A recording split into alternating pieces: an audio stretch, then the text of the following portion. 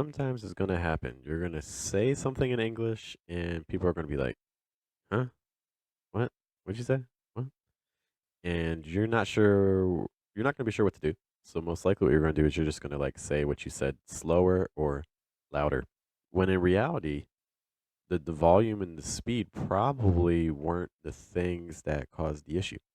And so, today we're going to be talking about some techniques that you can do the next time that you say something and people don't understand you to try for your speech and see if it makes a difference. Good morning, guys. Good evening. Good afternoon. Welcome to your American English Pronunciation Review Show, the Schwa Mill. We are here Monday, Tuesday, and Friday, right now, right around about 7:10 a.m., to make sure that you can get some ideas about how people are talking and some adjustments to make pronunciation wise that can have a pretty big impact on your speech. And to guide you in this process, there's me. Hi. My name is Jeff. It rhymes with breath. That's one of the four keys to a natural sound in American English, including placement, pitch, breath, trying to weaken your consonant sounds in order to strengthen your vowel sounds. And we have a couple more clips for you today that I think are going to be helpful if you're on the journey of trying to sound more natural in American English. Let's take a listen to our first clip.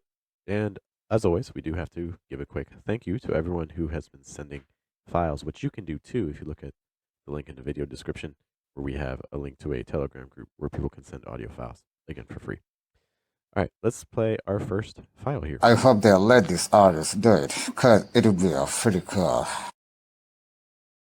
right, I'll play this one more time. I hope they'll let these artists do it, because it would be pretty cool.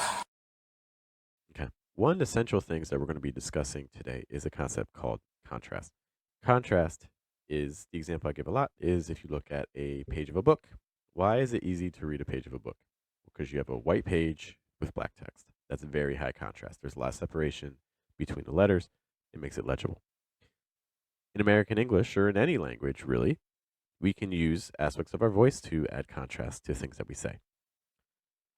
So let's see what's happening here that maybe is adding contrast or taking it away. I hope they'll let these artists do it, because it would be pretty cool.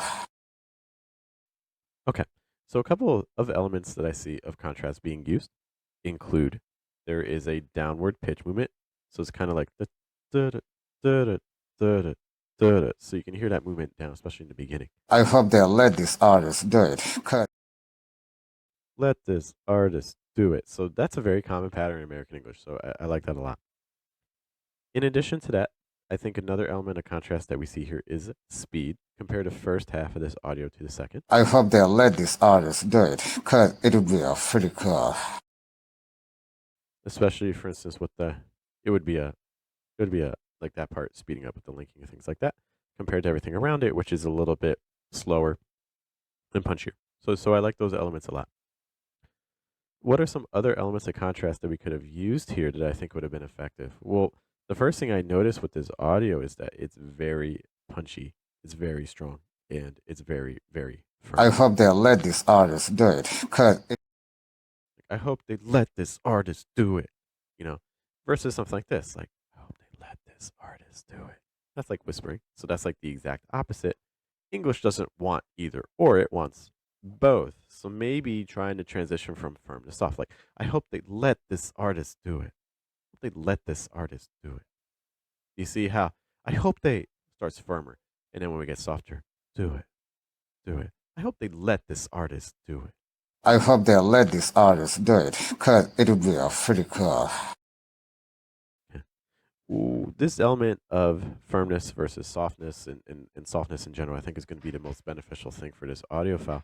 One of the things that we're hearing is that at the ends of a lot of syllables, we're cutting breath, and that is resulting in a sound that is a little bit staccato, a little bit stilted. I hope they'll let these artists do it, because it would be pretty cool.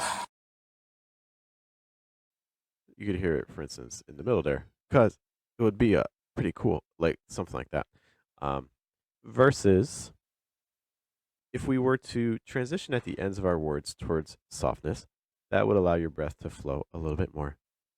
Cause instead of that, doing like cause, it would be a, it would be a, it would be a, and instead of pretty cool. Cause it would be a pretty cool. Can you hear the I difference? hope they'll let these artists do it, because it would be pretty cool. Yeah, because it's just a very choppy. It would be a versus it would be a, it would be a. Yeah. Thanks again for sending this audio file. Again, it's hard to do a pronunciation review show. There's nothing to review, so I appreciate your sending that over here. Thanks again to everyone in the group who's been sending files and also asking some great questions as well. Let's take a listen to our second and final file for today. You must not import from any library other than the approved packages below. All right, play it one more time. You must not import from any library other than the approved packages below. Okay, so if our first file went really hard on the firmness, this is an audio file that instead is leaning heavy into the softness and sounds are really flowing together. If this were someone talking to me on the street, I might need them to repeat themselves. This is a case where we have high fluency, everything's really connected and flowing, but not necessarily high comprehensibility. It takes a lot of concentration from our listener to get what's being said. You can especially hear in that second half, a little tricky. You must not import from any library other than the approved packages below. I want to target that first half. So you must not import from any library algorithm. I think it's like that part, right? One of the things that's happening is we have a lot of short thought groups. Like you must not import from any library algorithm. We're almost like stressing every other word. And one of the things that stops you from doing is being able to flow. And when we have these short thought groups, that means you have more stresses. And one of the things that's happening is as we transition from one thought group to the next, we're just repeating the same pitch pattern. English in general doesn't like that. It doesn't like it when two thought groups have the same pitch, one right after another. We need to change it. So to give an example again, you must not import from any library other than. Because right now it says like you must not import from any library algorithm versus like what if we had a descending pattern similar to what our first clip had. It's like you must not import from any library algorithm. So you can still have short thought groups and you can still have all the stresses if you're able to add more layers of contrast. You must not import from any library algorithm versus you must not import from any library algorithm. That's a lot more demanding for my listener to understand. So you can change up the pitch. Another element of contrast that you could do to make this a little bit more comprehensible. You must not import from any library other than the approved. You could play around, for instance, with speed. Like you must not import from any library algorithm. Notice that we also added a pause. That again would increase the comprehensibility and make it easier for your listener to get the things that you're saying. You must not import from any library other than the approved package. We could also play around with firmness again. Like, you must not import from any library algorithm. Something like that. That was a transition from firm to soft. And there's obviously a lot of different ways to do that. But hopefully you're getting the key idea. If someone is listening to you and they're giving you signs that they are not understanding the things that you're saying, try adding these elements of contrast to your speech, and I think you'll have a much greater chance of being understood.